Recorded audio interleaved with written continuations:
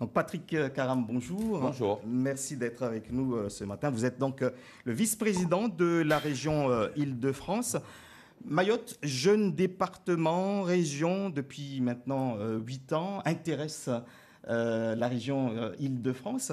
Mais avant de parler de ce partenariat qui va se mettre en place, quel est l'intérêt d'abord que vous, personnellement, avez trouvé pour Mayotte? J'ai été président du collectif d'hommes de 2003 à 2006. Et de 2003 à 2006, j'avais des Mahorais au collectif d'hommes et on militait pour que... moi, je suis guadeloupéen. Mon cousin a été président du conseil régional de Guyane. J'ai de la famille en Martinique. Ma femme est réunionnaise, musulmane. Je suis un vrai militant de l'outre-mer. Et pour Mayotte, j'ai fait la campagne. J'ai décidé de faire la campagne de Nicolas Sarkozy en 2006 et 2007. Et nous avions un gros groupe mahorais et avec qui on a discuté et on a décidé de se battre pour la départementalisation. Mais ça, il fallait l'imposer. Donc plusieurs fois, on a eu des réunions avec le ministre de l'Intérieur sur cette question. Et tous ses conseillers, tous les politiques qui étaient autour de lui, tous étaient contre la départementalisation. Ils ne voulaient pas qu'il annonce dans son programme que Mayotte devait être un département français. Et il a fallu se battre pour le convaincre. Et j'ai trouvé une personne pour m'aider. Une personne, Valérie Pécresse. C'est pour ça que je suis avec elle, parce que depuis le début, elle suit le combat des Outre-mer à mes côtés. Et ce qui est important, c'est que nous avons réussi collectivement à convaincre Nicolas Sarkozy. Et le meeting que j'ai organisé à Montparnasse, 4000 ultramarins, c'est une démonstration de force jamais vue. Beaucoup de Mahorais, il l'a déclaré. Ça veut dire qu'aujourd'hui, grâce à Nicolas Sarkozy, et il a tenu parole, parce que d'autres présidents s'étaient aussi engagés, et n'avait jamais tenu parole. Nicolas Sarkozy a tenu parole. Moi, je suis un sarkozyste et je suis totalement avec Valérie Pécresse. Et pour moi, le combat n'est pas négociable. Mayotte est française et aujourd'hui, j'entends des Français qui m'expliquent, des hauts fonctionnaires, des parlementaires français qui m'expliquent que Mayotte, c'est comorien. Eh bien non, Mayotte est français. Et il y en a d'autres qui veulent revenir sur ce qu'a apporté Nicolas Sarkozy, la départementalisation. Et je dis non. Et là, que veut Valérie Pécresse, qui est depuis longtemps convaincue que Mayotte doit être ancrée au sein de la République. Eh bien, cet acte-là, c'est pour permettre à Mayotte d'être plus proche de l'Île-de-France. C'est un mariage entre la plus puissante région de France et d'Europe. La plus puissante, c'est 12 millions d'habitants. C'est un tiers du produit intérieur brut français. Eh bien, l'Île-de-France se marie avec Mayotte et va se marier aujourd'hui avec Mayotte. Alors, donc Valérie Pécresse, qui est la présidente de la région Île-de-France, est ici, vous l'avez dit, pour signer des conventions de partenariat qui vont engager les signataires dans une coopération renforcée et réciproque sur plusieurs axes. Mais concrètement, qu'est-ce que Mayotte va gagner et qu'est-ce que Mayotte peut apporter à l'Île-de-France? Eh bien voilà, c'est un vrai partenariat, un partenariat équilibré. Je suis guadeloupéen. Pour moi, il ne peut pas y avoir la puissante région d'Île-de-France avec la petite Mayotte. Ce n'est pas possible. Ça doit être un partenariat d'égal à égal. Et c'est ce que nous avons construit. Valérie Pécresse m'a confié la tâche de rédiger le partenariat. Et dans ce partenariat, négocié d'égal à égal avec le président du conseil départemental, il y a toutes nos compétences régionales. Il y a d'abord les questions de développement économique. Nous pouvons faire en sorte que Mayotte et les start-up mahoraises rejoignent les start-up franciliennes pour partir à l'assaut du monde, puisque nous avons des accords avec l'ensemble du monde. Nous pouvons insérer les jeunes créateurs d'entreprises mahorais qui viennent en Île-de-France dans les dispositifs pour être financés. Sur le sport, je suis en charge des sports. Moi, je le dis, j'ai passé des accords avec des fédérations pour que ces fédérations recommencent à s'intéresser à l'outre-mer. Et je leur dis, mais regardez Mayotte. Mayotte, c'est une terre de futurs champions. Il faut que vous alliez les voir. Il n'y a pas d'infrastructure. Mais Mayotte peut être un vivier pour le sport français. Et ces fédérations, j'ai passé des accords avec eux au nom de l'Île-de-France. Et dans ces accords, il y a l'obligation pour ces fédérations de s'occuper de Mayotte. Nous allons nous financer la venue de sportifs mahorais en Île-de-France, nous allons prendre en charge leur hébergement, nous allons prendre en charge leur formation lorsqu'ils feront des stages de perfectionnement ou leur participation aux compétitions à travers les fédérations, puisqu'aujourd'hui, nous sommes très concrètement décidés à essayer de nous rapprocher du point de vue du sport, parce que nous sommes responsables des JOP, des Jeux Olympiques et Paralympiques. Ça se passera en Île-de-France. Et la région Île-de-France, c'est le deuxième financeur, avant la ville de Paris, des Jeux Olympiques et Paralympiques. Et je siège d'ailleurs au COJO, qui est, comme vous le savez, l'organisme qui est chargé d'organiser les Jeux Olympiques. Eh bien, l'Île-de-France sera le médiateur de Mayotte auprès du COJO. Nous avons aussi un grand volet culturel, parce qu'il y a quand même des jeunes créateurs, des créateurs de l'écriture, par exemple, j'allais dire, des documentaires ou bien des films ou des petits films.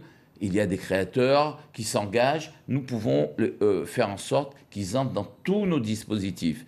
Sur les questions qui peuvent être liées aussi à la jeunesse et des sujets associatifs, ce partenariat va nous permettre d'insérer Mayotte au plus près de nos dispositifs et de faire entrer les associations dans des financements régionaux. Mais les contours aujourd'hui des compétences de région de Mayotte semblent encore flous. On est dans des phases de discussion sur l'évolution institutionnelle du département. Certaines compétences, et non les moindres, ne seront pas gérées par le département, mais par l'État. Est-ce que ça ne risque pas de poser problème? Non, parce que nous avons réalisé une convention écrite dès demain avec la région Île-de-France et avec Mayotte. Donc c'est de deux côtés que nous avons travaillé cette convention-là. Et c'est important de dire qu'aujourd'hui, ce qui est posé là, c'est un acte de mariage. C'est un acte de mariage de relations très étroites. C'est un acte qui, pour nous, rapproche Mayotte de l'Île-de-France, c'est-à-dire abolit les distances. Et ça, c'est pour nous essentiel, c'est pour nous fondamental. Pour Valérie Pécresse, c'était essentiel de donner un signe de solidarité très fort à l'outre-mer. C'est la première fois. C'est la première fois qu'une région de l'Hexagone ça se marie avec des régions d'outre-mer. Et Mayotte, nous l'avons fait avec la Réunion hier. Mayotte, c'est aujourd'hui. Et bientôt, ce sera la Guadeloupe, la Martinique, la Guyane. Et après, nous verrons pour les autres collectivités. Mais c'est une grande première, parce que nous considérons, nous, que la continuité territoriale doit jouer. Et l'Île-de-France est prête à prendre toute sa part. Moi, je suis, en tant que Guadeloupéen, ultramarin, militant de l'outre-mer, très choqué.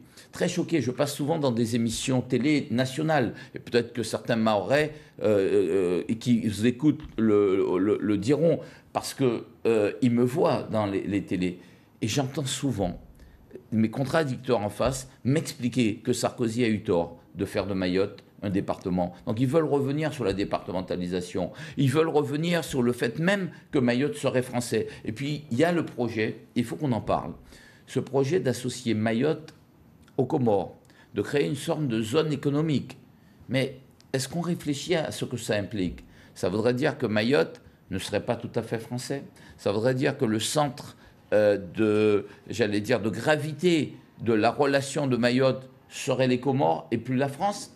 Ce serait peut-être un premier pas. Et moi je dis attention à ne pas se laisser entraîner dans cette logique qui consiste à vouloir se rapprocher des Comores au détriment d'une relation avec la France. Mais quand vous le dites comme ça, vous entendez ça dans les hautes sphères, à Mayotte, on peut s'en inquiéter. Et comment alors s'en préserver, puisque les Mahorais qui manifestent de temps en temps et qui relayent cela aux élus ne sont pas toujours entendus. Non, les élus sont au combat. Les élus de Mayotte sont au combat.